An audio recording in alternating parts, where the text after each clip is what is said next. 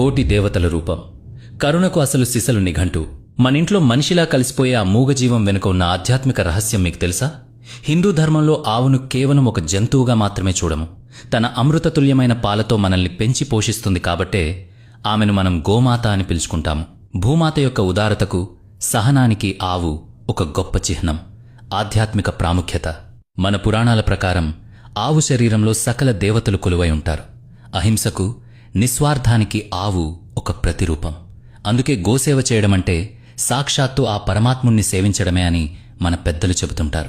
ప్రకృతి మనకు ప్రసాదించిన ఈ గొప్ప వరానికి కృతజ్ఞతగా మనం గోపాష్టమి వంటి పండుగలను ఘనంగా జరుపుకుంటాము.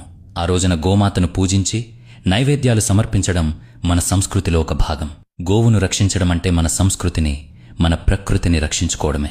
అందుకే గోమాతను గౌరవిద్దాం, గోసేవను ధర్మంగా భావిద్దాం. ఎందుకంటే ఆవు ఉన్న చోట